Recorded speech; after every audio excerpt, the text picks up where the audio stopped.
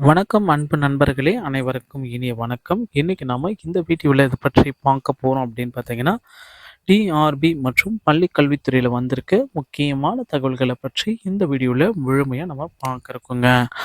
நம்ம சேனல முதல் முறையா பார்க்குறீங்க அப்படின்னா, ஒரே ஒரு சப்ஸ்கிரைப் அண்ட் பெல்ல மட்டும் கிளிக் பண்ணி வச்சுக்கோங்க. நம்ம சேனல்ல வர அப்டேட்ஸ் எல்லாமே மிஸ் பண்ணாம இருக்க இது மிகவும் அவசியங்க.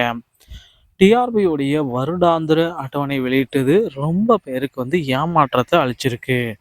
காலி பணியிடங்களுடைய எண்ணிக்கை குறைக்கப்பட்டதால் தேர்வர்கள் எல்லாமே அதிருப்தி நிற்கிறாங்க. ஆசிரியர் தேர்வு வாரியம் தற்பொழுது 2024ஆம் ஆண்டுக்கான வருடாந்திர அட்டவணையை வெளியிட்டிருக்காங்க. இதில் காலி பணியிடங்களின் எண்ணிக்கை வெகுவாக குறைக்கப்பட்டிருக்கிறது. சென்ற ஆண்டுல பார்த்தீங்கன்னா 9 தேர்வுகள்ல 7 தேர்வு நடத்தல. ஆனா இந்த ஆண்டு 7 தேர்வு தான் குடுத்துருக்காங்க. அதுல ஒரு தேர்வாவது வைப்பாங்களான்றதே சந்தேகத்துல தான் இருக்கு. தமிழக கல்வித்துறையில் பள்ளி கல்வி ஆசிரியர்கள், கல்லூரி விரிவுரையாளர்கள், உதவி பேராசிரியர்கள், வட்டார கல்வி ஆசிரியர்கள் உள்ளிட்ட பணிகளில் ஏற்படும் காலியிடங்களை ஆசிரியர் தேர்வு வாரியம் போட்டித் தேர்வு மூலம் நிரப்பணும்.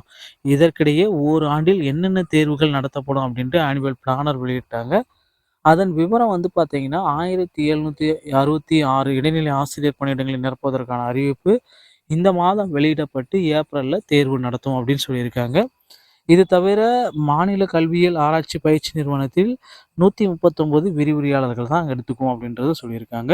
இதற்கிடையே கடந்த ஆண்டு வெளியிட்ட டிஆர்பியுடைய தேர்வு கால அட்டவணையில் 9 அறிவிப்புகள் இடம்பெற்றிருக்கின்றன. அதில் 2 தேர்வு மட்டுமே நடத்தப்பட்டது.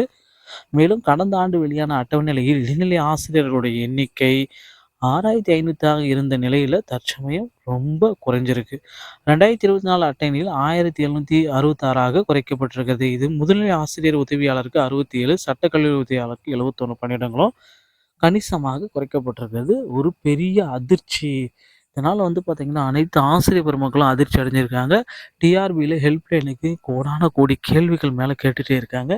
எங்களுக்கு பார்த்தீங்கன்னா, ஏன்னா சென்ற ஆண்டு வேக்கன்ஸீஸ் எங்க போனது? அதுக்கு எதுக்கு சென்ற ஆண்டு வேக்கன்ஸீஸ நீங்க வெளியிட்டீங்க? அப்படின்ற அளவுக்கு கேள்விகள் கேட்டிருக்காங்க.